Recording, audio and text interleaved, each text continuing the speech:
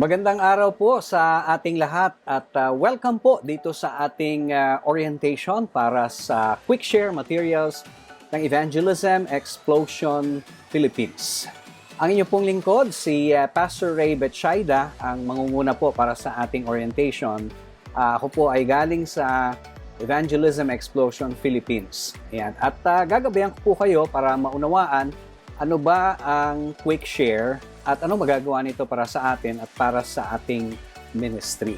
Ayan. So, what quick share is all about? Siguro yan ang una nating sasagutin, and then later on ay papakitaan ko po kayo ng sample ng ating materials. So, simulan na po natin. Unang tanong, ano ba ang quick share? So, i-define natin. This online witnessing training is initially designed to help church leaders in equipping their members to actively participate in the Go 2020 campaign. Last year, meron pong nilaunch na program ang isang ministry at maraming pong nag-join doon. Pati tayo po ay nag-join dyan. Kaya noon pong panahon ng quarantine, sa lalim ng aming desire na makapag-participate kahit na tayo po ay mahigpit na pinagbabawalang lumabas, nakabuo po ang Evangelism Explosion Philippines ng materials. Ang tawag po natin ay Quick Share. Tapos na po yung campaign noong May, pero yung Go 2020 hanggang end of the year pa yan. Pero yung culmination tapos na. Ganun pa man, ay nagpapatuloy po yung ating mga training at ngayon nga po, meron tayong new normal. And with the new normal brought about by COVID-19 pandemic, we can't just talk to other people the way we normally do to share the gospel, di ba? Dahil merong social distancing. Hindi tayo pwedeng lumapit sa kanila at mag-share ng gospel kasi nilalagay natin sa alanganin yung sarili natin, pati na rin kausap natin. At higit sa lahat, nilalabag natin yung batas. Ayaw po natin yon, no? Gusto nating maging masunurin.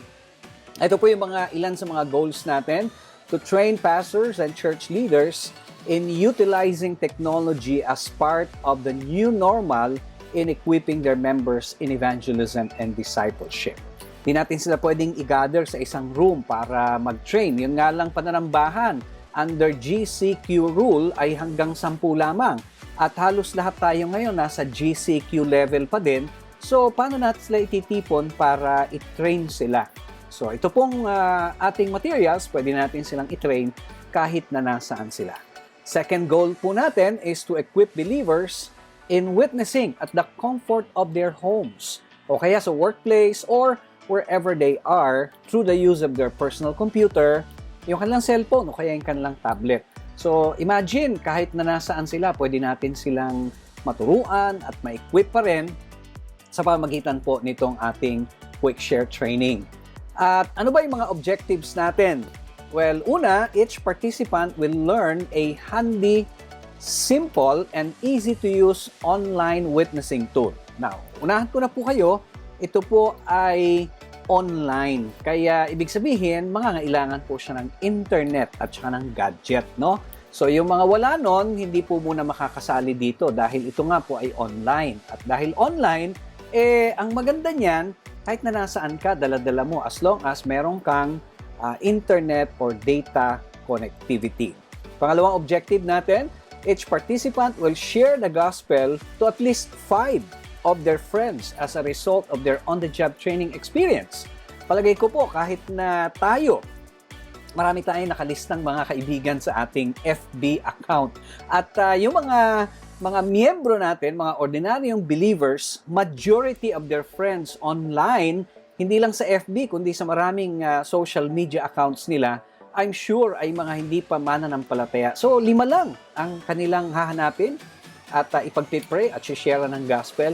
Then, pwedeng-pwede na sila dito. Okay? Of course, pangatlong objective natin, each participant will have an opportunity of participating or facilitating their own quick share classroom after successfully finishing the course. Ang tinutukoy ko po dyan ay kayo, no? O yung magiging tuturuan nyo pagdating ng araw. Pero kayo po in particular, pagka natapos nyo po itong simpleng pag-aaral at gusto nyo pong mag-handle ng sarili nyong classroom o kayong mag-handle ng training, ay pwede po yan. Okay? So, Ano ang mga pertinent dito? Una, gaano katagal yung training? 2 weeks lang po, pwedeng matapos, no? Yun yung pinakamabilis natin ayon doon sa ating disenyo. Pero pwede pong extend hanggang 1 month. Yan. Huwag na po masyado matagal kasi malulose na po yung momentum. Yan po ang aming recommendation. From 2 weeks up to 1 month ay pwede po matapos yung training. And then, may bayad ba ito? Registration fee? Wala. 100% free. Oh yes, it's free. Hindi ba? Ang sarap naman na meron na tayong training na matatanggap, high-tech pa, tapos ay wala pang bayad. Pero kung kayo po'y pinagpala, ang Evangelism Explosion Philippines ay wini-welcome naman yung support nyo para sa ministry. Hindi po para kay Pastor Ray, kundi sa ministry ng Evangelism Explosion Philippines. Okay? So, pero ito ho absolutely ay free. Yan. So, moving on, meron bang certificate pag natapos? Yes, nakikita nyo po dyan sa inyong screen, no? Ang ganda nung sample certificate natin. Pangalan nyo ang mailalagay dyan. Ang tawag po natin dyan ay digital certificate. Lahat ng makatatapos ng training, ibig sabihin nun, makukumpleto niya yung lahat ng steps, lahat ng hinihingi doon sa training magagawa niya. Then, EE Philippines will be happy to send you digital certificate. Hindi na kayo pupunta doon sa opisina ng EE. Ang EE na po ang magsesend at magpapadala sa inyo. Kayo na pong bahalang magpaprint sa inyong mga tahanan. Yan. Okay, so tingnan naman natin ngayon yung technical requirements. Ano ba ang kailangan dito para mapagana natin itong training? Sabi ko kanina, ito po ay online. So, ibig sabihin digital. Wala po kayong materials na bibilihin, kaya walang bayad no? Pero may gagamitin kayong materials, digital nga lang. So, makukuha nyo yun sa pamagitan ng inyong gadget. So, kung gagamit po kayo ng PC or Mac, ibig sabihin yan yung computer, okay? Ay ito po yung mga requirements natin. Una, dapat yung computer gumagana. Ayan. At syempre, dapat may internet access. Pangalawa, may active Google account kayo dapat, no? Kagaya po na nakikita nyo sa screen, example@gmail.com. Ibig sabihin, dapat yung dulo ay gmail.com. Yan. So, mahalaga po yan. And then, wala na pong kailangang i-install na application. Kung computer po ang inyong ginagamit, anong kailangan nyo lang? Dapat ay meron kayong internet browser. At lahat naman ng computer, meron po niyan, no? Gaya ng Edge, Firefox, Safari, o kaya ay Google Chrome. Ako po, sinasuggest ko at rekomendado ko para dito sa ating pag-aaral ay ito pong Google Chrome. Sapagkat yung ating pong materials ay gagamit ng infrastruktura ng Google. Kaya yun po ang ating recommended. Kung ang gagamitin nyo naman po ay tablets o di kaya ay mga mobile phones, anong requirement? Technical requirement, dapat a working smartphone with internet connection. Ibig sabihin yan, pag sinabing smartphones, gaya po na nakikita nyo yung icon dyan sa screen, touchscreen. Hindi pwede po yung mga luma natin na may keypad pa, na physical na keypad. Hindi po yun uubra. Dapat po ay smartphone. Okay? Basta gumagana na smartphone, pwede po dito. An active Google account. Again, sa estudyante, nagagamit po ng computer, o di kaya kahit na yung inyong mobile phones, kailangan pa rin po ng inyong Google account. And also, dito sa cellphone, ang kaibahan niya sa computer, dito may requirement na mag-download po kayo ng 2 application at i-install sa inyong mga gadgets. Ano-ano yun? Google Classroom at saka Google Slides. Yan. So, yung 2 applications na yan ay kailangan i-download at i-install. May bayad ba yan? Wala po. Libre lang po yan. I-download ninyo from App Store kung ang gamit ninyo ay iPhone. Kung gamit nyo naman ay Android phones, punta lang kayo sa Google Play.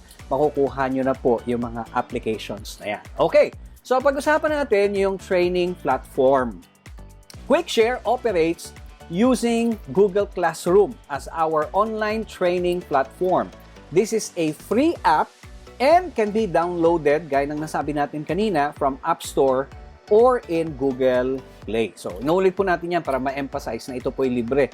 In fact, pwede nyo na pong i-download ngayon. Pero wala pa pong laman yan ha. Baka magreklamo kayo kasi sa amin po, sa EE Philippines, manggagaling yung magiging laman. Parang kumbaga siya lang yung pinakang classroom natin. Okay? And for you to understand, ang Google Classroom po is cloud-based. Ano ibig sabihin? You can access your QuickShare materials in any computers or mobile devices by logging into your Google account. So, kung meron kayong Gmail, ay pwede nyong i-access. Halimbawa, naiwan nyo yung computer nyo o naiwan nyo yung inyong cellphone. Pero nagpa-facilitate kayo ng training. Makihiram lang po kayo ng ibang phones o kaya ng ibang computer. Huwag nyo lang po itatakbo ha. Okay? Pwede na. So, yun ang kagandahan. Kasi anywhere you go, kahit na po mag-ibang bansa pa kayo, dala-dala nyo po itong ating training materials na ito. At isa pang magandang balita, it will not require storage space in your computer or mobile device. Kasi nga, cloud-based po siya. Kaya huwag kayong mag-alala, hindi po babagal yung computer nyo, hindi rin po babagal yung inyong cellphone na ang may kagagawan itong QuickShare. Kung babagal siya, ginagaranti ko po, hindi po ito ang may kagagawan. Okay? Kasi po ay makikigamit lang siya ng inyong device, pero hindi siya kukuha ng espasyo sa inyo pong device. Okay, so pag-usapan natin ngayon yung curriculum natin dito sa QuickShare. Ano bang makikita natin sa loob ng QuickShare? Well, it comes in Tagalog and in English. So pwede po kayo mamili. And soon, para sa mga Visayan speaking, mga Cebuano speaking, padating na po yung Cebuano version natin ay abangan nyo po, no? So we start by talking about QuickShare overview. Ito po ay actually hindi lesson, kundi magbibigay lang ng kabuuhang pananaw dito po sa QuickShare. Pangalawa ay it talks about connecting with people. Yan po yung pangalawang pag-uusapan. Paano mag-approach ng kaibigan online? Yan, meron tayong approach na pag-uusapan. Pangatlo, paano malalaman yung spiritual condition ng ating kausap? So we talk about the 2 diagnostic questions. And then number 4, yan na yung pinakang laman ng presentation natin, explaining the gospel. Paano natin explain yung gospel na hindi kahabaan, no? Maiksi lang pero kumpleto at maayos. Panglima, dapat tulungan din natin sila paano nila tatanggapin yung buhay na walang hanggan. So we talk about leading and commitment or in commitment, and then the use of assurance card. Ito po yung makakatulong para ma-assured sila sa kanilang salvation, and then follow up na rin natin sa kanila bilang mga bagong mananampalataya sa ating Panginoon. Of course, sa bandang huli, meron po tayong course completion. Ito na yung pinag-uusapan natin kaninang certificate. Pag nakarating sila dyan sa number 7, isang pindot na lang ay makakatanggap na sila ng certificate. So, meron pong form dyan na isi-send nila sa EE Philippines, tapos ay ang EE Philippines naman magpapadala ng certificate sa lahat po ng mga successfully nakakumpleto. Liliwanagin ko po dapat lahat ng stages ay dinaanan at kinumpleto. Kung may mga dapat i-submit o i-turn in ay nagawa, nabigyan ng grado ng kanilang facilitator, then sila po ay qualified para makatanggap ng certificate. Okay, so meron po tayong mga tatlong training components dito. Pag sinabi po nating training components, ito yung mga madalas na ginagawa natin dun sa kasi 'di ba 7 steps. Yung una, hindi po lesson 'yon, yung overview. Yung course completion, hindi na rin lesson. So yung 5 nasa loob, mula dun sa connecting with people hanggang dun sa use of assurance card, yun po yung 5 lessons natin. So yung 5 lessons na yan, palaging merong ganitong tatlong components, no? A, B, and C. Pag-aralan po natin. Meron po tayong virtual lecture. QuickShare teacher facilitator doesn't need to set time to deliver a lecture to his or her students. Each session comes with a short video lecture and session handout where the disciples can take down notes. So, pag sinabi po natin short, would you believe 2 to 6 minutes lang. So, ganun lang siya kaikli. Papanoorin nila, tapos merong notes, fill in nila yung blank. So, para malaman ng facilitator na nag-aral siya, nanood siya, at nag-take down siya ng notes. Ipapasa yan kay teacher. So, ang kagandahan po dito, hindi na po kailangang magturo, kaya facilitator ang gagawin ninyo. Kasi hindi na tayo gagawa ng Zoom conference or kaya Google Meet conference or FB Messenger room conference.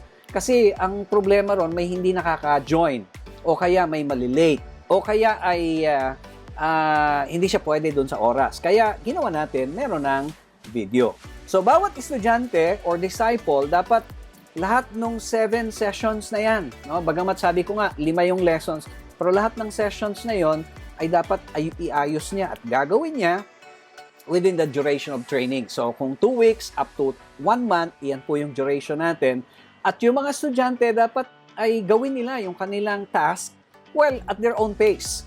Kaya lang, meron silang mga deadline na susundin. So, ibig sabihin, halimbawa, yung lesson number o yung topic number 2, which is connecting with people. Halimbawa, pinadala ngayon ni teacher, tapos ang deadline ay bukas ng gabi. Okay? So, anytime within today hanggang bukas ng gabi, ay kung kailan ako maluwag, ay pwede kong gagawin. So, walang nakaset na time, pero may deadline. Yan. So, kinakailangan susundin nyo ng estudyante. Ikalawang components natin ay reading, meditation, and discussion. Dito po, hindi lang tayo magde-develop ng head knowledge. Hindi lang natin gusto na may matutunan sila. Gusto rin natin yung puso nila ay mas soften ng salita ng Diyos at lalo silang ma-burden at maintindihan bakit natin ginagawa yung pagbabahagi ng Ebanghelyo kahit na merong social distancing. So may mga text po tayo na nakalagay dyan, hindi na sila kukuha ng Bible. Doon na mismo sa gadget nila, pipindutin na lang nila, merong link, tapos mag-open na po doon sa Bible Gateway na nakikita nating example dyan. Isa po yung napakataas na ng reputasyon na Bible site, didiretso na kagad doon. Kung Tagalog, Tagalog po yung bubuksan niya. Kung English naman, English yung bubuksan niya. And pwede silang mamili ng translation. So, pagkabasa, mag-meditate. Pagkatapos, meron pong question na ipopost dyan si facilitator, sasagutin ni estudyante. At yung pong sagot ni estudyante ay makikita ng lahat ng nandun sa classroom. So, ibig sabihin, kung may 10 estudyante, kita nila yung sagot mo. Kita rin ni facilitator, ni teacher. Kita nating lahat.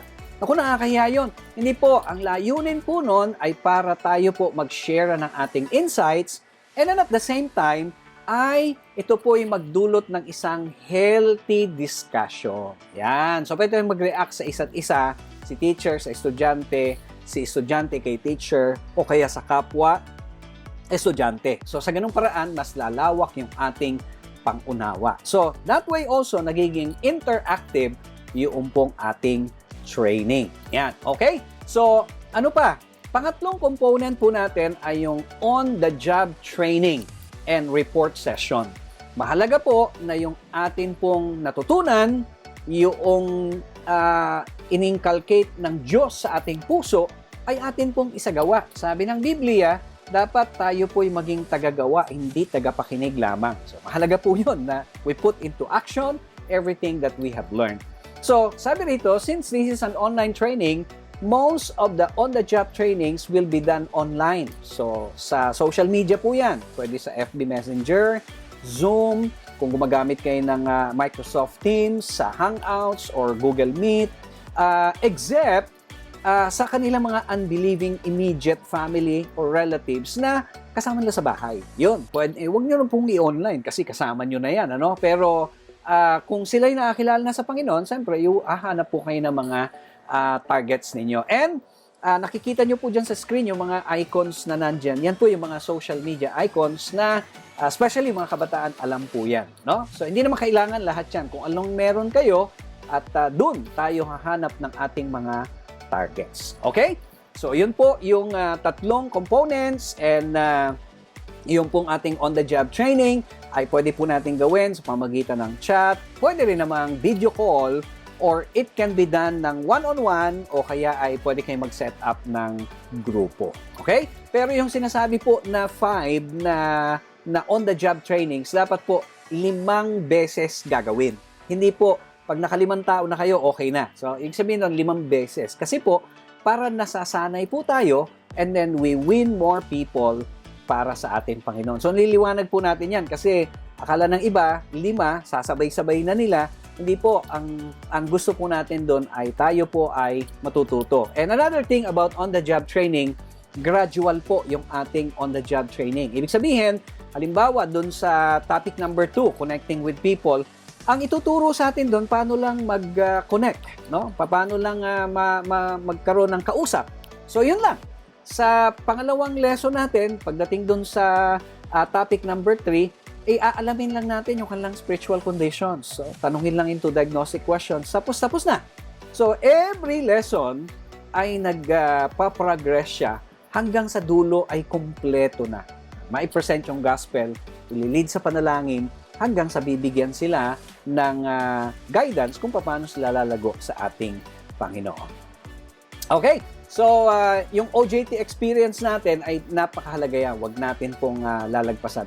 I think meron akong isang, balikan natin isang slides na ito. Sabing ganon, yun daw pong ating OJT experience dapat ay i-record, no? At paano gagawin? Meron po tayong mga report forms. Yung pong nakikita nyo nakalagay dyan sa screen, yung 2C, 3C, 4C, 5C, at saka 6C. Yan po yung third component, OJT report. Okay, so dun i-fill up at digital din po yan, nandun sa inyong mga gadgets, tapos isasubmit kay teacher or kay facilitator. Pwede nyong suportahan ng pictures, ng screenshots, o kaya ng video para makita na talagang ginawa ninyo yung inyong trabaho. Okay, so meron tayong 3 steps sa participation process. Ano ibig sabihin nito? Paano tayo makakasali sa Quick Share? So ito po ang sagot. Ang unang proseso, attend ng online orientation. At kayo na yan, no? So, nandito kayo ngayon at inyo pong napag-aaralan itong konsepto ng Quick Share, no? Pero, paalala po, only authorized Evangelism Explosion personnel are qualified to host an online orientation for Quick Share. Kagaya po ni Pastor Ray at ng iba pang mga authorized personnel ng EE, sila lang po ang pwedeng mag-host nito. Hindi pwedeng kahit sino. And ini-invite po yung mga participants sa pamagitan po ng Google Meet link. So kagaya nyo, nakatanggap po kayo ng Google Meet link at yun, i-click lang kasi po meron po kaming subscription sa Google, kaya ito pong ginagamit namin dahil we have an unlimited hours pagka ito po ang ginagamit namin kaysa yung ibang brand, no? Hindi naman po ako against doon sa ibang brand, pero this one works well with us at nasiserve po yung purpose niya. Okay? So, dito sa orientation, ang maganda, kaya niyang maka-accommodate itong Google Meet ng hanggang 250 participants. Wow, ang laki. Kung isang venue yan, napakalaking venue niyan, no? But hindi naman po natin minamaximize siya kasi sa mas malaki, mas mahirap din. The largest that I handled is mga 180 so far. And okay lang, maganda yung very seamless po yung process. And ako, I recommend itong app na ito, pwede nyo pong gamitin kasi libre din po ito. And you will have 60 minutes each and every time na gagamitin nyo. Kaysa yung competitor po, ay parang 40 minutes lang, tapos maraming security issues. Ayan, medyo nag-promote pa no? Kasi ginagamit po natin. Ngayon, tanong, may bayad ba yung orientation? Wala po. Walang orientation fee. Walang registration fee. This is absolutely free. Congratulations kasi kayo po ay nakikinabang ngayon ng biyaya galing sa Evangelism Explosion Philippines. Okay? So, iwanan natin yan. Punta tayo dun sa second step ng process ng participation. Second step natin is training as Quick Share student. Lahat kayo ay dadaan muna sa pagiging estudyante kasi may dalawa tayong materials. Student material at saka facilitators materials or teachers materials. Pero bago kayo dumating doon muna tayo sa estudyante. Ganon din naman yung proseso ng Biblia, hindi ba? Hindi lahat ay teachers kaagad. At mangangamote po kayo kung kayo ay teachers kaagad. So magandang maunawaan natin. For the next 2 weeks, so after nitong online orientation, kayo po na nagdanais mag-facilitate ng sarili ninyong classroom, ay magbigay lang ng email address. And since kung kayo po ay magiging estudyante, chances are meron na kami ng email address ninyo. At anong susunod na gagawin? Well, ang susunod na gagawin ay kayo po ay mai-invite sa Quick Share kasi ngayon po, kinolect namin yung mga email addresses. Papadala po sa inyo yung invitation para kayo makasali as a student. Pero ang kailangan po natin ay Gmail account. Yan. So, bakit Gmail account?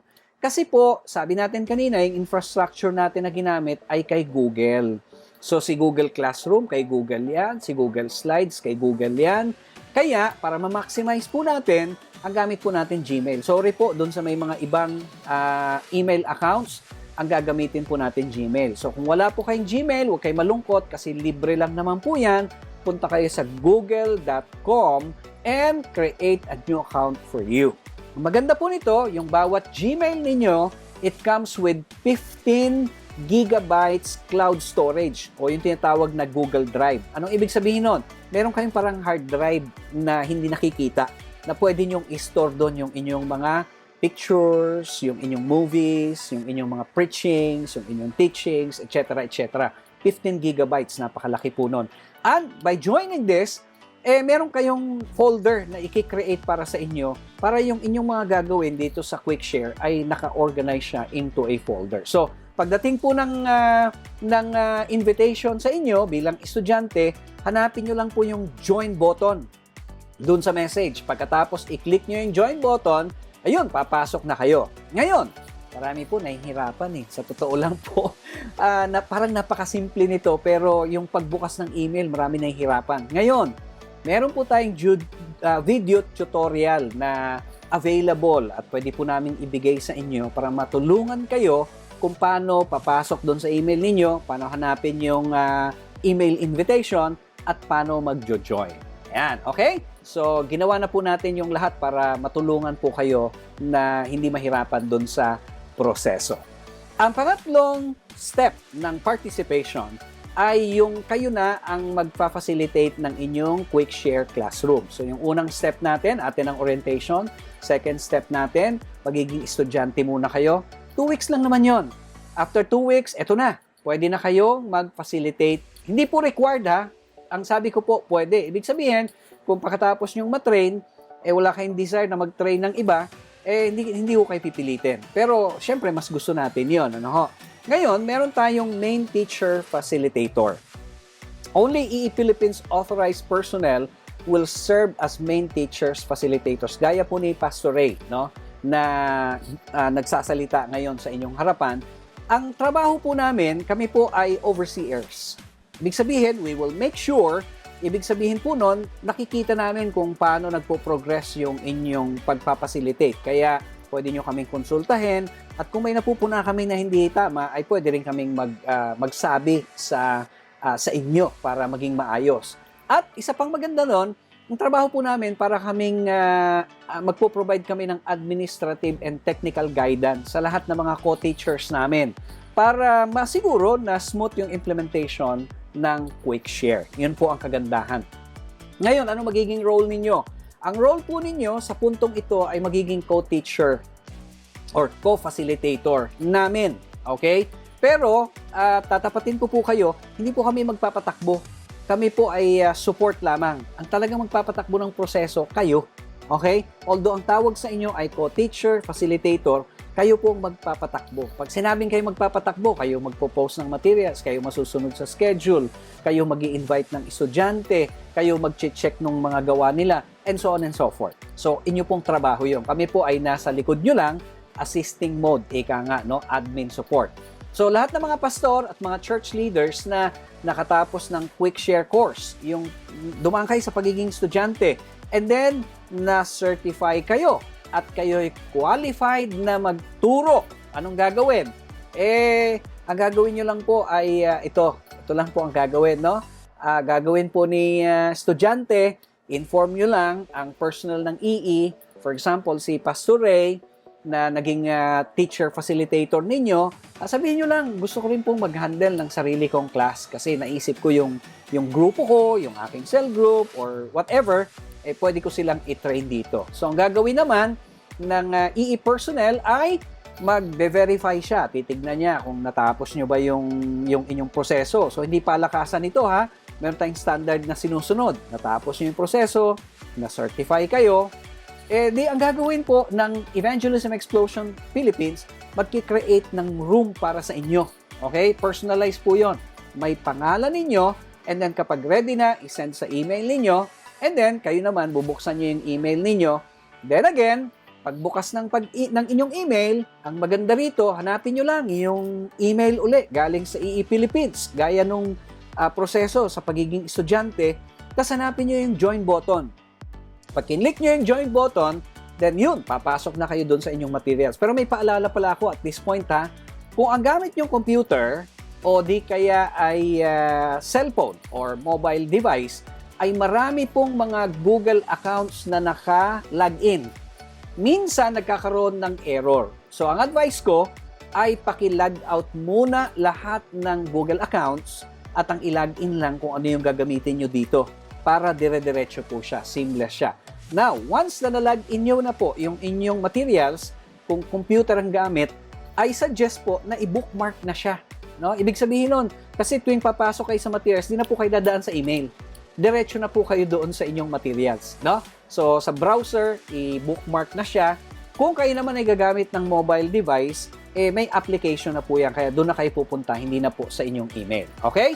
Now, to help you, ang EE Philippines ay nag-provide ng tutorial video para matulungan kayo paano i-access yung inyong quick share at ito po ay available for your convenience. Bibigay lang po yan para sa mga co-teachers or co-facilitators. Yan. So sana po nakatulong po ito sa atin, no? In addition to that, meron pa po tayong mga supplement materials na ibibigay. Ito naman po yung mga PDF documents. So, aside from the tutorials na ibibigay po natin sa video, yung iba gusto nila binabasa na lang. So, meron tayong ginawang 7 series of 7 documents na ipapadala po namin sa inyo. So, just the same, bibigyan namin kayo ng link doon sa mga videos. Bibigyan din namin kayo nito. So, kung anong gusto niyo, pwedeng babasahin, ipiprint nyo ito, pwede namang manunood na lang kayo. So, whatever it is na mag-work sa inyo, no? So, either PDF or video tutorials, parehong meron po tayo niyan, no? At pwede nyo pong magamit para sa inyong pag-aaral. Yung pong printed materials ay nasa English, yun namang video tutorials ay Taglish po yun. So, kung ano yung komportable sa inyo, yun po ang inyong gagamitin.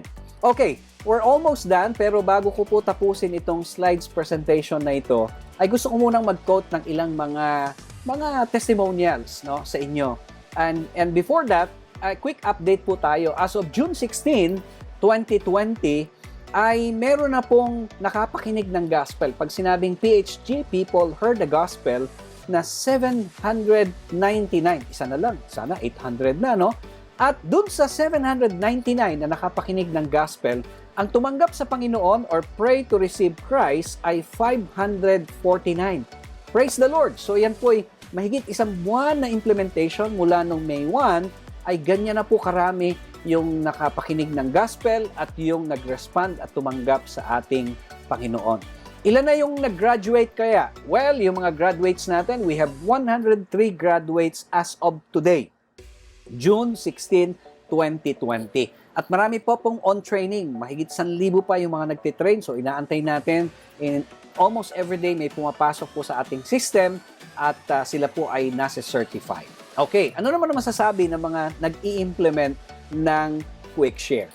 Ito po, si Dr. Rene Atienza, he's the former CBAP General Secretary. Ang sabi niya, QuickShare is an amazing tool that enables me to train others in reaching out with the gospel while on lockdown. Wow! Alam niyo ba kung ilan ang kanyang grupo na tinuturuan? So far, dahil sanay na siya, meron siyang 9 na grupo na tinuturuan. Yan. Pagdating na araw, pagka nasanay kayo, pwede nyo rin gawin yan. Pero sa simula ay nire-recommenda natin, isa lang muna. So once dumating yung time magpa-facilitate kayo, isa lang munang classroom yung inyong ipa-facilitate. Pag nasanay na kayo doon, then you can have multiple classrooms. Siguro sinasabi nyo, pangbata lang yan kasi very technical. Si Pastor Rene po, without mentioning his age, senior citizen na po yan. Pero grabe, dahil sa kanyang desire, ayan po, natuto po siya. Another person is Pastor Ramon Fernandez, senior pastor ng Faith Commission Fellowship. Sabi niya, a timely tool for evangelism wherein everyone has a big opportunity to be used by God to share the love of God. Wow! So, tuwang-tuwa din siya. At ang sabi pa nga niya sa akin, hindi ka pala mauubusan ng share ng gospel kahit na nasa bahay ka lang, ay pwede ka makapag-reach out. Another person is Reverend Leo Jaimison. He is a Chinese minister at siya po ang Tinet Country Director. Ang sabi niya, it's amazing to rekindle my passion and confidence to share the gospel with EE QuickShare. And even greater to see the same passion resurfacing among our students. Thank you, EE, for producing such an amazing tool. Wow, ganda ng kanyang, at ang sabi niya, grabe, sabi niya, napakaganda nitong materials na ito at ako'y sobrang na-inspired.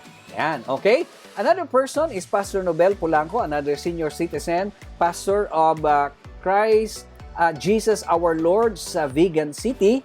Sabi niya, I'm indeed grateful that through this new platform, I was able to continue in the ministry and multiply myself in obedience to the Great Commission. Siya ngayon po ang nagiging pinaka-mentor dun sa kanilang denomination kung paano gumamit ng QuickShare. Kita nyo, baliktad. Senior citizen, siya yung nagtuturo dun sa mga younger fellows, younger ministers, paano gagamitin yung QuickShare. Napakatyaga po niya. Nakakatatlong classrooms na siya ng natuturuan. Another one is Pastor Dan Parilla from Philippine Challenge. Ang sabi niya, I recommend it to all pastors and church planters connected with Philippine Challenge T14 network. Yan. So, ang Philippine Challenge, they also acknowledge this and we have partnership and he's recommending itong QuickShare sapagkat nakita niya at siya mismo nag-go through dito at na-appreciate niya yung ating materials. Okay, si Sister Sheila Jordan from United States of America. Ayan. Ang tinitry niya ron, both Filipinos and Americans. May 4 na po siyang napag-graduate na mga American. Sabi niya, it's very fulfilling and so grateful to God to be part of helping others learn how to share the gospel of Jesus Christ. Wow! O, kita nyo naman, hindi lang dito sa atin. Kahit na sa ibang bansa ay pwedeng magamit itong ating materials. Okay, si Bishop Noel Pantoja po. I'd like to close with this sa aking slides presentation. Si Bishop Noel Pantoja ng PCEC, siya pong ating General Secretary, ay sumulat at ang sabi niya, thank you for this update. This initiative would be very beneficial to PCEC and the body of Christ in the Philippines, especially during COVID and entering the new normal. I support this program and would like to promote to PCEC family. One ministry platform we can offer is a Zoom webinar for PCEC leaders to introduce the material. Please let me know how we can move forward with this. Bishop Noel. Yan. So, ibig sabihin po niyan, pwedeng-pwede gamitin ito at mapalad kayo na hindi kayo sasabay dun sa maramihan at natututunan nyo po itong sistema na ito. Yan. So, I hope tayo po ay napagpala dun sa ating mga narinig. Siguro ang tanong ngayon, anong susunod? Yan, pagkatapos nating matutunan ito, what's next? Well, una, make sure, bigyan nyo po sa amin yung inyong Gmail address. Kasi there's no way we can enlist you as a student without your account. No? Kailangan po natin yan. At kailangan po natin yung Gmail kasi pag nag-facilitate kayo, dun din po natin padadaanin yung inyong material. So, bigyan nyo po sa amin yung inyong Gmail account. Second, we will create a messenger group chat. Dapat kasali kayo doon, no? So, bubuo tayo ng group chat para yung communication natin nandun, may mga tanong, may mga suggestions, doon po tayo mag-grow together as a community. And then, yung invitation to join QuickShare will be sent to your Gmail account. Hingin namin yung Gmail, gawa tayo ng group chat, pagkatapos padadala natin yung invitation through your Gmail. Sabi nung iba, baka pwede, Pastor, padala na lang yung link doon sa Messenger. Hindi po pwede. Baka pwede, Pastor, da-download ko na lang yung materials. Hindi rin po pwede kasi yung materials po natin, hindi siya downloadable. Cloud-based po siya, as I have said kanina. And then finally, yung PDF copy po ng presentation, kagaya po nito, ay papadala na lang po sa group chat para pwedeng i-review or pwede rin po yung link ng video nito ay pwede nyo rin mapanood para ma-review from time to time at maunawaan ang lahat ng bagay patungkol sa QuickShare. Sana po ay napagpala tayo dito po sa ating pinag-aralan. And before I finish everything, ay gusto ko po munang pumunta tayo doon sa actual. Papakita ko lang po sa atin. Ayan, ito po yung actual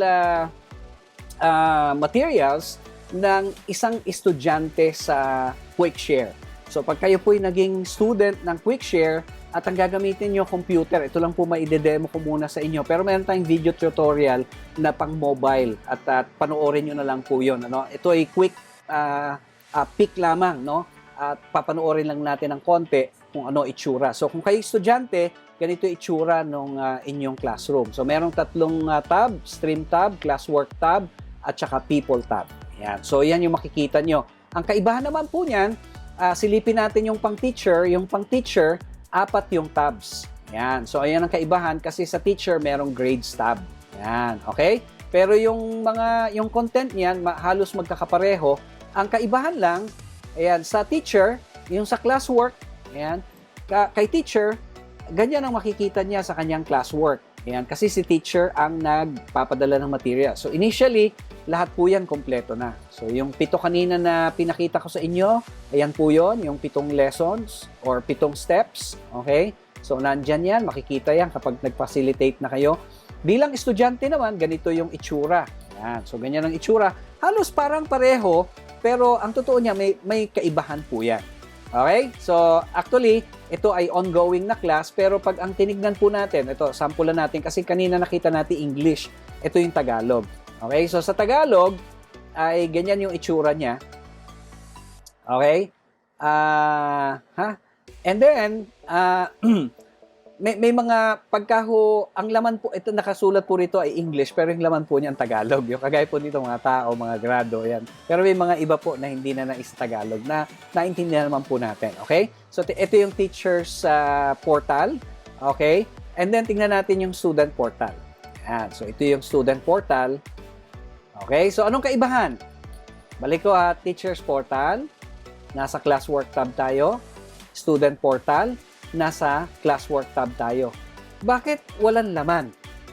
First time po ninyo, sa unang araw ng klase, pag kayo po ay nag-enroll at nag-confirm at first time nyong pumasok sa inyong classroom ng QuickShare, wala pa pong laman. So, si teacher po ang may control ng pagpapadala ng mga materials. Okay? Diyan po nagtatapos ang atin pong orientation para sa QuickShare. Muli po, itong inyong lingkod si Pastor Ray Betsaida ng EE Philippines nagsasabing maraming salamat, maging mabunga nawa ang ating buhay sa pamagitan ng pagbabahagi ng Ebanghelyo at pagtitrain ng ibang Kristiyano kung paanong tutupad sa dakilang utos ng ating Panginoon. Pagpalain po tayong lahat ng ating Panginoon.